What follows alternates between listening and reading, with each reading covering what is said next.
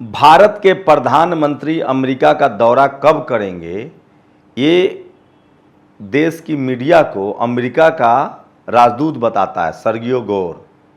और वहीं Iran America के आंख में आंख डालकर जवाब दे रहा है। इजराइल, अमेरिका और ईरान के युद्ध में नया खुलासा हुआ है। सोचिए, अमेरिका की एक एक चाल को ईरान समझ गया है और करारा जवाब दे रहा है। नए जो खुलासे हुए उससे साफ है, पांचवें प्लीट पर, पांचवें बेरा पर, ये बेरा जो है वो अरब सागर में था, प्रशांत महासागर में था, ओमान की खाड़ी में था।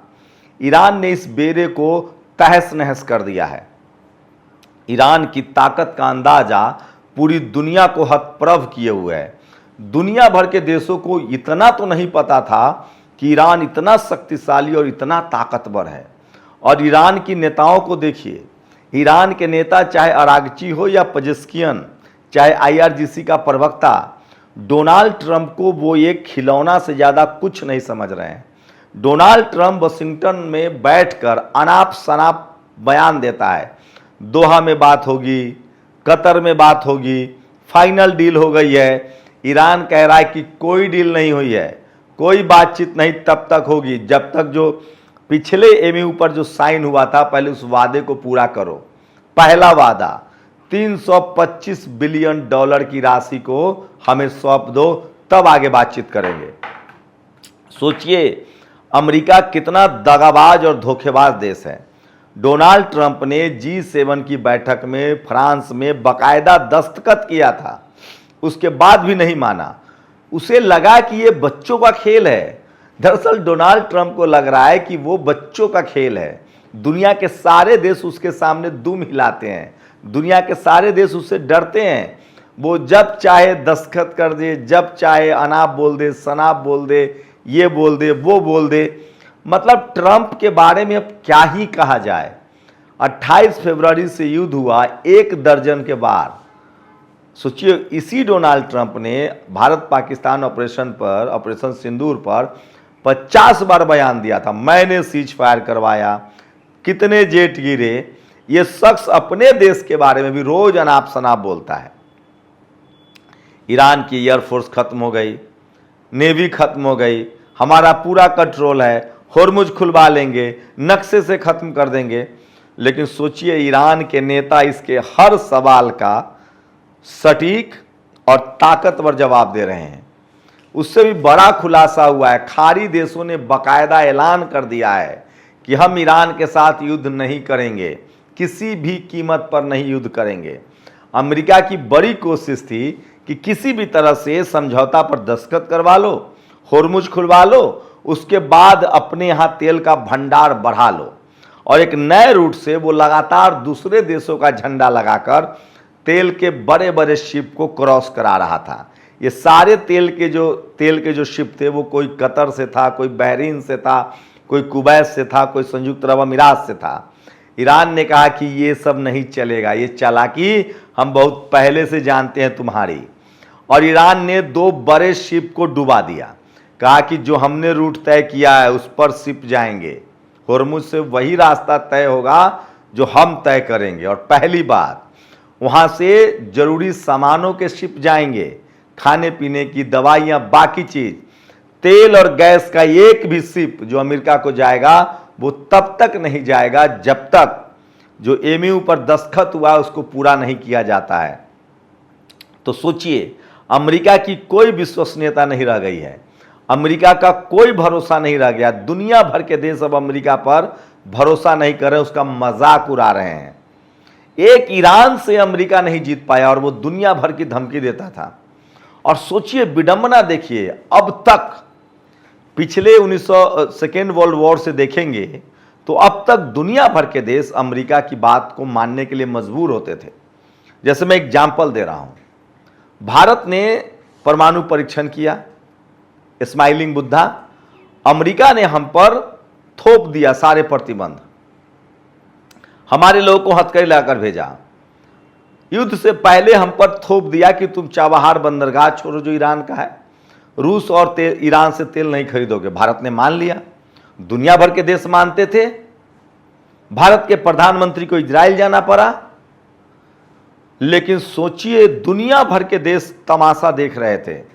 दुनिया भर के देशों को लग रहा था कि ईरान मुश्किल से 15 दिन इस युद्ध में नहीं टिक पाएगा।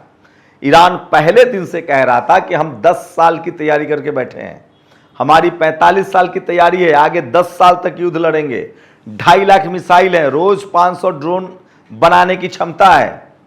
ये सारी बातें ईरान कह रहा था, दुनिया को लग रहा था कि मजाक है। ट्रंप क्या कहता था कि ईरान सारी बातचीत जीत जाता है और सारा युद्ध हार जाता है, जबकि ईरान ने आज तक एक युद्ध नहीं हारा है। सोचिए अमेरिका ने किस तरह से सद्दाम हुसैन का इस्तेमाल किया था। सद्दाम हुसैन को पहले ईरान पर हमला करवाया, 8 साल युद्ध चला। उसके बाद जब सद्दाम हुसैन को समझ में आया कि हमारा दुश्मन ईरान नहीं अमेरिका है, सद्दाम हुसैन ने तेल को डॉलर में बेचने से मना कर दिया। उसके बाद सद्दाम हुसैन के देश पर फर्जी कि विनाशक हथियार है, जैविक हथियार है कहकर बमबारी की गई। सद्दाम हुसैन की उतनी तैयारी नहीं थी और उसको मार दिया गया, फांसी दी गई और उसके तेल पर कब्जा कर लिया गया। लीबिया, गद्दाफी ने कहा कि हम डॉलर में तेल नहीं बेचेंगे। गद्दाफी, लीबिया पर बमबारी की गई, गद्दाफी को मार दिया गया। उसके बाद नंबर था ईरान का। खाड़ी देशों में एकमात्र ईरान बचा था जो अमेरिका से आंख में आंख डालकर बात कर रहा था। अमेरिका ने पहले उस पर प्रतिबंध लगाए, तेल नहीं बेच सकते हो, गैस नहीं बेच सकते हो। अमेरिका को लगा कि उसकी कमर टूट चुकी है, पैसे नहीं है, बर्बाद हो गया है, कंगाल हो गया है।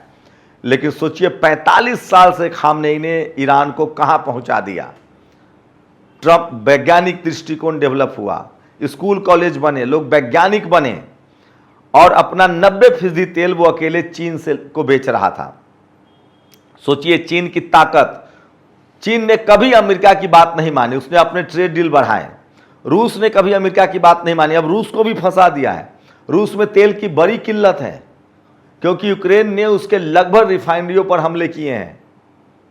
तो ये सारे हथियार कौन दे रहा है? अमेरिका दे रहा है। इसका मतलब है कि ईरान जो है युद्ध से पीछे नहीं हटेगा, क्योंकि ईरान के साथ रूस और चीन खड़ा है, नॉर्थ कोरिया खड़ा है। नॉर्थ कोरिया अपना मिसाइल्स बना रहा है, वैज्ञानिक बना रहा है।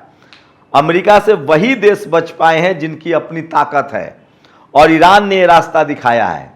अमेरिका किसी का भला करने वाला देश नहीं, साम्राज्यवादी देश है। वो तेल लूटता है, गैस लूटता है, सोना लूटता है। और जिन देशों में तेल, गैस और सोना नहीं है उसको कहता है कि हमसे ट्रेड डील करो, व्यापारिक समझौता करो और हमारा सामान खरीदो। हिंग से लेकर हल्दी तक, सब्जी, नून, तेल, चप्पल, जूता, कपड़ा सब हमारा खरीदो, तब तुम्हें हम छोड़ेंगे। अब इस साम्राज्यवादी देश का अंत हो रहा है। ईरान की जीत ने सारे देशों की आवाज बुलंद कर दी है। पूरा यूरोप कह रहा है कि हमें अमेरिका से कोई लेना देना नहीं है। मेलोनी ने तो सबसे करारा जवाब दिया है, कहा कि यह सन की राष्ट्रपति है, ये काम के अलावा बाकी सारी बातें करता है, ये अपने हद में रहे। इटली न कभी झुका है न झुकेगा। फ्रांस के राष्ट्रपति पर इसने तमाम तरह के बंदिशें लगाए, या तो आप अमेरिका के साथ हैं या अमेरिका के खिलाफ हैं, और अगर आप अमेरिका के साथ हैं तो अमेरिका आपको लूट लेगा। हद है मतलब।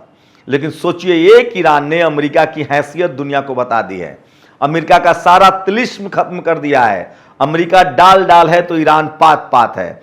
कह रहा बिना पैसे के, बिना जब तक हर्जाना नहीं दोगे तुम्हारा एक जहाज नहीं जाएगा। अमेरिका गिरगिरा रहा है, ट्रंप रोज बयानबाजी करता है, हमने जीत लिया, ये कर लिया, वो कर लिया। ईरान कह रहा है बगैर एमयू साइन के दस्तावेज के बाद बात ही नहीं करेंगे, पहले पिछला वादा पूरा करो। और सोचिए बीच बीच में अमेरिका कोशिश करता है कि होर्मुज पर हमला किया जाए। ईरान तैयारी करके बैठा है, 10 साल की तैयारी है उसकी। अब पूरी दुनिया को अमेरिका से मुक्ति दिलाकर ही रहेगा। उस दूसरी तरफ देखिए, ये अमेरिका के राजदूत है भारत में, सर्बिया गौर, ये कह रहा है कि प्रधानमंत्री दिसंबर में जाएंगे। ये शख्स सरेआम कह रहा है कि ट्रंप तो भारत के प्रधानमंत्री को सुबह 6 बजे भी फोन कर देता है, जबकि फोन करने का एक प्रोटोकॉल होता है।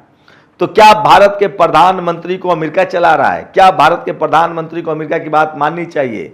क्या भारत का विदेश नीति निष्पक्ष नहीं था, गुटनिरपेक्ष देशों के साथ नहीं था?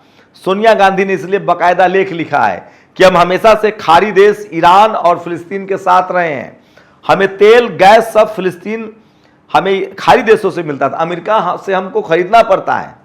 सोचिए कितनी बड़ी चूक हुई है, कितनी बड़ी भूल हुई है, लेकिन कोई बात करने के लिए तैयार नहीं। अभी भी मौका है।